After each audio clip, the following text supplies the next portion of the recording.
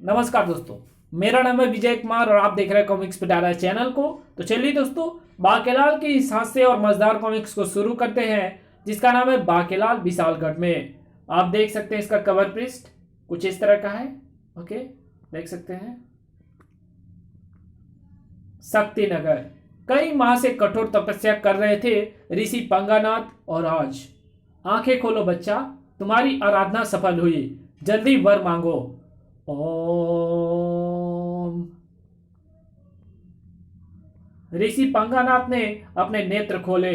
ये सब सुनने को तो मेरे कान तरस गए थे, किंतु जरा कुछ देर ठहरे भगवान, मैं ये चट्टान अपने ऊपर से सरका लूं। हाँ, मगर जल्दी करो, मुझे नींद आ रही है। मेरे पास ज्यादा समय नहीं है। कमबख्त ने बड़ा दुखी कर रखा है, किंतु तपस्या कठोर ना हो तो भगवान जल्दी प्रसन्न नहीं होते। चट्टान अपने सिर से सरकाने के बाद जैसे ही ऋषि पंगानाथ ने निगाहें भगवान दर्शन के लिए उठाई, आए, मैं तो भगवान शिव की तपस्या कर रहा था। तुम कौन आ गए मेरी तपस्या पर प्रसन्न होकर?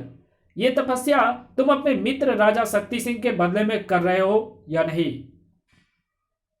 सत्य वचन, और मुझे वरदान भी राजा शक्ति सिंह के लिए चाहिए। इसलिए ही भगवान शिव भी खुद नहीं आए तुम्हें वर देने, बल्कि मुझे यानी भांग को अपना सहायक बनाकर भेज दिया। ये सर्प भगवान शिव के चिन्ह के रूप में मेरे साथ है, ताकि तुम्हें कोई शंका ना रहे। कोई शंका हो तो अभी डसकर दूर कर देता हूं। ठीक है, मुझे तो वर से मतलब है। तथास्तु, तुम दो या भगवान शिव, अपना काम होना चाहिए। तो सुनो भांग, मेरे मित्र शक्ति सिंह को 10 सिरों का वरदान दो। भगवान शंकर ने कहा था कि ये ऋषि जो जो मांगे फौरन तथास्तु कह देना।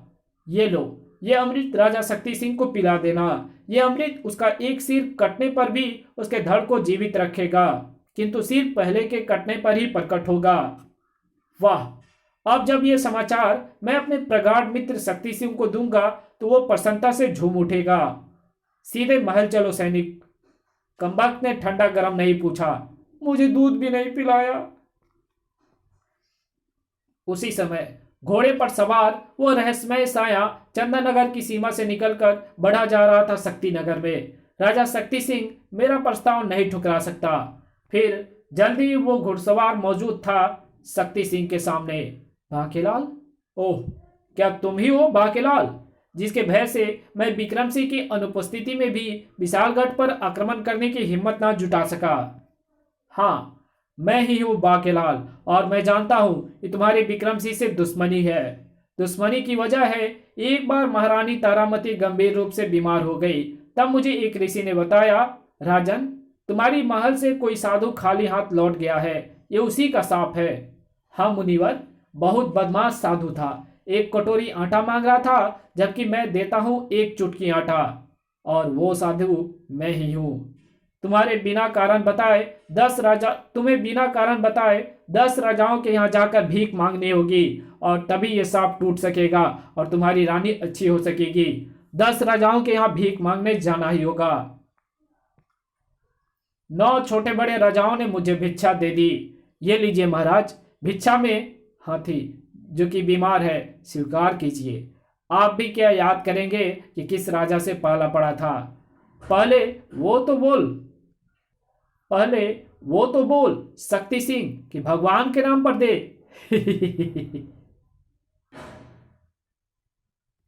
भगवान के नाम पर दे, अल्लाह के नाम पर दे। गरीबों की सुनो, वो तुम्हारी सुनेगा। तुम 1 पैसा दोगे, वो 10 लाख देगा। मेरे पास घोड़े कम है, एक तू ले जा, मुझे 10 लाख मिल जाएंगे। दे, दाता के नाम पर तुझको अल्लाह रखे। ओह, तुम्हें भीख नहीं, दाता के नाम चाहिए। ये लो, इस पर्चे में मैंने कई दाताओं के नाम लिख दिए हैं। भूखे को रोटी दे, वस्त्रहीन को वस्त्र दे। ये पुराने वस्त्र ले जाओ, इन्हें बर्तन वालों को देकर नया कटोरा ले लेना। जाओ, ऐश करो। भिक्षामि भी देही, कक्षामि देही। क्या महाराज, आपके पास कक्षा भी नहीं है? मेरे पास बिना नाड़े का है, यही ले जाओ।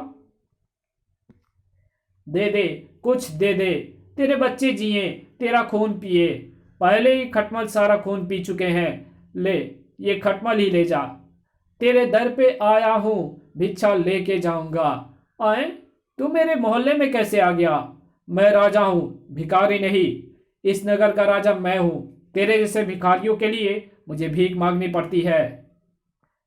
किंतु जब मैं विशालगढ़ में विक्रम सिंह के महल के बाहर भिक्षा लेने पहुंचा तो जवाब मिला, यह महाराज विक्रम सिंह का राज्य है, जहां भिक्षा वृत्ति को बढ़ावा नहीं दिया जाता। यहां तुम्हें भीख नहीं मिलेगी।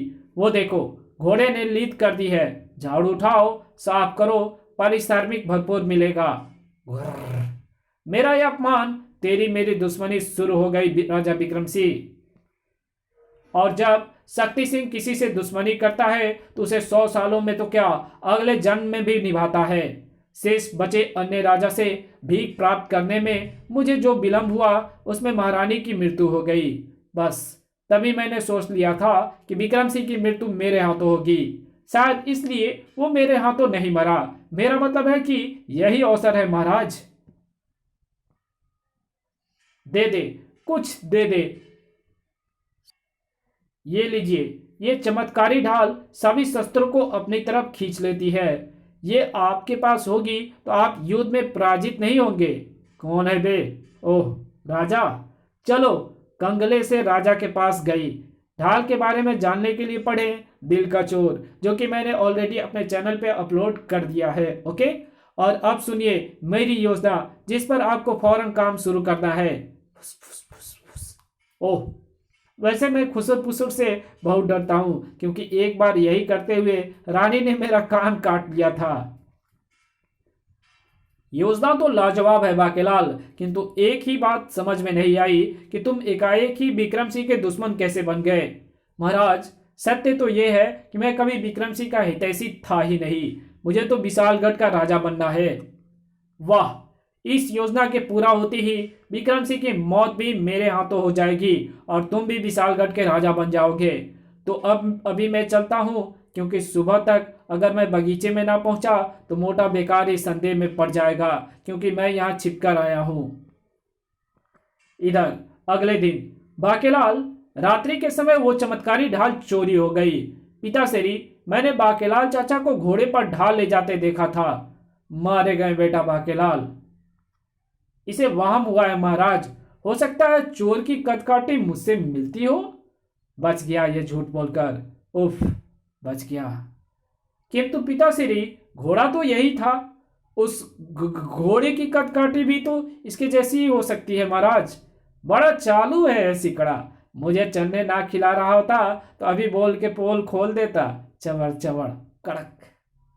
मगर बाकेलाल, इस ढाल का किसी बुरी नीयत वाले इंसान के हाथ लग जाना ठीक ना होगा। मोटे मुच्छड़, इस बार जो योजना मैंने बनाई है उसमें तेरा सामना बुरी नीयत से ही होना है। इधर, ओह, सुनहरा खरगोश, इसे पकड़ना चाहिए। तभी गूंज उठी चीख, आ बचाओ पिताश्री। महाराज, ये तो राजकुमार के चीखने की स्वर है। योजना का प्रथम चरण पूरा होने वाला है। मेरा पुत्र किसी संकट में है, उसे बचाओ। जल्दी चलो बाकेलाल, और महारानी तुम यही ठहरो। तुम्हें तो चूहे की चीख से भी डर लगता है। कुछ दूर आगे बढ़ते ही, महाराज वो देखिए, राजकुमार वहां बेहोश पड़ा है। कहीं उसे चींटी, मेरा मतलब सांप, ने तो नहीं डस लिया? नहीं, मेरा पुत्र। मेरा रास्ता हमेशा के लिए साफ रखने के लिए शायद भगवान शंकर ने सांप को भेज दिया हो। और उधर, व्यथित ना हो माई, ला भिक्षा ला। तेरा पुत्र जहां भी है खुशहाल है, क्योंकि बच्चों से मैं दुश्मनी नहीं करता। आप तो अंतर्यामी है मुनिवर। इसी के साथ मूर्ख स्त्री, खरगोश को सुनहरी रंग कर मैंने ही तेरे पुत्र को उसके पीछे आने पर विवश करा दिया था, ताकि मैं विक्रम सिंह और बाकेलाल को तुमसे दूर कर सकूं। और अब मैं तेरा हरण कर लिए जाता हूं तुझे अपने धाम। छोड़ दे निर्लज, पापी, दुष्ट, शैतान, रावण। मैं किसी और की हूं। तेरा सत्यानाश जाए। उस वक्त तू कहां था जब मेरे पिताश्री वर की खोज में महल महल धक्के खा रहे थे? तेजी से दौड़ पड़ा रथ, और तभी, तू कौन? मैं खटायु। फड़ फड़ फड़। आपने भैया जटायु की रावण के हाथों मृत्यु के बाद अब जन्म दर जन्म मैं दुखी एवं हरण की जाने वाली स्त्रियों की रक्षा का भार उठा लिया है। कल ही मैंने एक हिरनी को एक शेर से बचाया है। ठहर जा पापी, तुझे अभी खत्म करता हूं।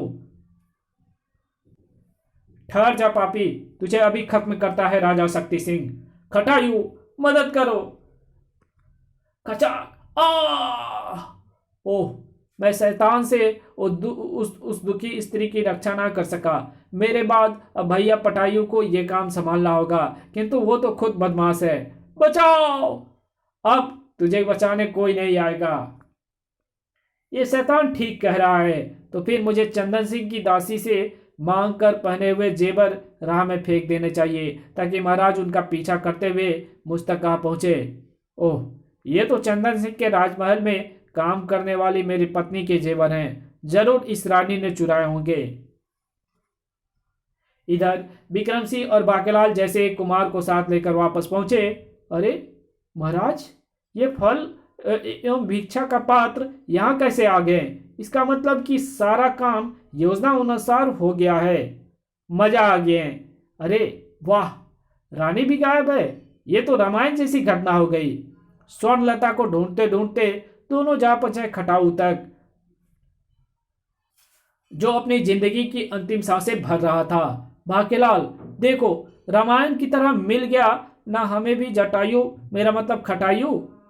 ओह, तो वो अभागी आपकी स्त्री थी महाराज। उसे एक शैतान राजा शक्ति सिंह उठा कर ले गया है। शक्ति सिंह? हाय, अब मैं किसके पांव दबाऊंगा? महाराज, जल्दी से मेरा सिर अपनी गोद में रख लीजिए, ताकि मैं मरकर सीधा स्वर्ग जाऊं। तेरा सिर अपनी गोद में मैं रखूंगा खटाइयो, क्योंकि तूने मेरी योजना में टांग अड़ाने की कोशिश की, इसलिए तुझे नरक जाना पड़ेगा। नहीं, मैं तो विक्रम सिंह की गोद में मरूंगा। नहीं, तुझे मेरी गोद में मरना पड़ेगा। मैं ज्यादा मनहूस हूं। और इस खिंचातानी में मर गया खटाइयो। तब बाकेलाल, हमें फौरन चंदन सिंह की सेना को साथ लेकर शक्ति सिंह पर चढ़ाई कर देनी चाहिए। इस कार्य में विलंब उचित नहीं महाराज, क्योंकि विशालगढ़ में मैं तेरा शव ही लेकर जाना चाहता हूं।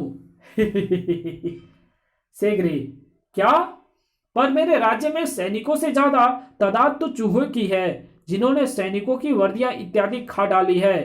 पिछले दिनों मैंने राज कर्मचारियों से वादा किया था कि महल को बेचकर जो धन मिलेगा उससे उनकी तनख्वाह दूंगा, पर अभी तक कोई ग्राहक ही नहीं लगा। इससे क्रोधित होकर सभी सैनिक भूख हड़ताल पर चले गए हैं। वैसे उसमें भी मेरा फायदा है। ठीक है, तो फिर मैं बाकेलाल के साथ ही जाता हूँ राजा शक्ति सिंह का मुकाबला करने। तब तक आप मेरे पुत्र का ही ध्यान रख लेना, लेकिन विशालगढ़ को मुक्त करवाने में मैं आपकी मदद जरूर करूंगा, चाहे उसके लिए मुझे शादी ही क्यों ना करनी पड़े दहेज के लिए। इस प्रकार राजकुमार को चंदन सिंह की निगरानी में छोड़कर विक्रम सिंह बाकेलाल को लेकर चल पड़े शक्तिनगर की ओर। मोटे को शक्तिनगर ले जाने का मेरा उद्देश्य पूरा हुआ। हाय, मेरी स्वर्णलता। इधर उसी समय हिस, ची ची, जंगल के एक हिस्से में हो रहा था वो युद्ध। दोनों ही अपने अपने तरीकों से एक दूसरे को परास्त करने की कोशिश कर रहे थे। धड़ाम, ची ची। इधर अचानक, बाकेलाल, रथ रोको और उधर देखो। ओह, मेरे विचार में तो अजगर ही विजयी होगा इस युद्ध में। लगी शर्त विशालगढ़ की। नहीं बाकेलाल, हमें बंदर की मदद करनी चाहिए, क्योंकि वह कमजोर है और अजगर उस पर अपनी ताकत लगा रहा है। लेकिन महाराज, इस चक्कर में कहीं कोई संकट में ना आ पड़े हम पर।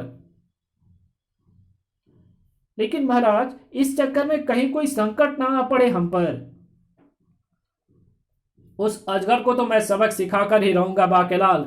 ये गया मेरा भाला। ये मोटा ऐसे ही कामों से मुझे भी मुसीबत में फंसा देता है। हे भोले शंकर, इस बार मेरी किस्मत फूटने से बचा लेना। और खचाक, याहू, वो मारा। और तभी चारों ओर दिखने लगे बंदर ही बंदर। महाराज, इतने सारे बंदर कहां से आ गए? उफ, रथ भी आगे बढ़ाने की जगह नहीं बची। ये सब इसके साथी होंगे बाकेलाल, और मुझे भय है महाराज कि कहीं ये आपको भी अपना साथी ना समझ ले। अरे ये पलटो तू सीधी इसी ओर आ रही है। रथ के बंदरों ने चारों ओर से घेर लिया। तभी हुआ एक चमत्कार। क्यों हैरान हो गए ना हमें इस रूप में देखकर? आप कौन है? मेरी फूटी किस्मत तो मेरी फूटी किस्मत तो नहीं। उनके देखते ही देखते सभी वानर परिवर्तित हो गए वानर मानव की सेना में। ए मानव, तुमने मेरे पुत्र राजकुमार वानर के प्राण एक दुष्ट अजगर से बचाकर हम पर बहुत उपकार किया है। दरअसल हम वानर खामाखा के पंगे लेने से बाज नहीं आते। बोलो, मैं वानर सम्राट दुर्गियो तुम्हारी क्या मदद कर सकता हूँ, क्योंकि मेरे अंदर यह शक्ति है कि मैं दुश्मन की आधी शक्ति खींच लेता हूँ। ये देखो, जैसे मैंने तुम्हारी आधी ताकत खींच ली। आह! मुझ पर मूर्छा सी आ रही है। मुझे मोटा भी दिखाई नहीं दे रहा है। मेरे कानों में सीटियां बज रही है। चारों तरफ सन्नाटा छा रहा है। मेरा हाथ पांव कीर्तन कर रहे हैं। बदन दुर्बल होता जा रहा है। दांत भिसते जा रहे हैं। उंगलियां करती जा रही है। हवा के झोंकों से पत्ते की तरह हिल रहा हूँ। सोचने समझने की शक्ति कुंद हो गई है। बोधी के बल भी बाल झड़ने लगे हैं। हड्डियां चटक रही है। पोर पोर दुख रहा है। और देखो, मुझसे कुछ बोला भी नहीं जा रहा है। पर घबराओ नहीं, तुम्हारी आधी ताकत तो मैंने अपनी पूरी ताकत तुम्हें दिखाने के लिए खींची थी, जिसे अब मैं तुम्हें लौटा रहा हूँ।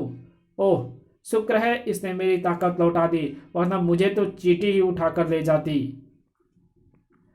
तब विक्रम सिंह ने वानरों के राजा दुर्गियों को अपनी समस्या से अवगत कराया और कहा, वानर राजा दुर्गियों, अगर आप स्वर्णलता को लाने में मेरी मदद करें तो आपका बहुत आसान होगा मुझ पर। किंतु महाराज, यह आप क्या कह रहे हैं? इस प्रकार गैर बिरादरी के लोगों से मदद लेना उचित ना होगा। घबराओ नहीं बाकीलाल, हम तुम्हारे पूर्वजों के वंशज हैं। हम तुम्हारा कदम कदम पर साथ देंगे। वैसे भी हमें खामखा ही पंगे लेने की आदत है। चलो साथियों, बाकीलाल, वानर सेना हमारे साथ होगी तो हमारी विजय निश्चित है। मगर मेरी योजना का क्या होगा? उस शाम शक्तिनगर से पूर्व भी पड़ाव डाल दिया गया। तब विक्रम सिंह जी, कल इस नदी को पार करते ही हम शक्तिनगर पहुंच जाएंगे। रात भर तो हमें यहाँ रुकना ही पड़ेगा मोटे, मेरा मतलब महाराज, क्योंकि तब तक नदी में पत्थर डालकर सैनिक पुल बना लेंगे। अच्छा हुआ जो मैंने इन्हें नदी में पत्थरों का पुल बनाने की राय दे दी। ना पुल कभी बनेगा, ना ये वानर सेना शक्तिनगर पहुंच पाएंगे। पुल, मगर इसे तो हम पैदल चलकर ही पार कर सकते हैं। नहीं महाराज, जैसे रामायण में भगवान राम ने समुद्र पार किया था, हम भी वैसे ही नदी पार करेंगे। इस कहानी को यही खत्म करते हैं। इसके आगे कहानी पढ़ी इसके पार्ट 2 में, तो मिलते हैं इसके दूसरे पार्ट में। तब तक के लिए बाय। अगर वीडियो अच्छी लगी हो तो इस वीडियो को लाइक कर देना। चैनल पर नया तो चैनल को सब्सक्राइब कर बेल आइकन को जरूर प्रेस कर देना। और जहां इस वीडियो की जरूरत हो वहां पे इसको शेयर जरूर कर देना। और मेरे दूसरे चैनल डिवाइन टेक्नोलॉजी को जाओ सब्सक्राइब करो और उसकी वीडियोस भी जा करके देखो। ओके, और उसमें बहुत सारी वीडियोस मैंने पहले से अपलोड कर रखी है। Thanks for watching my video.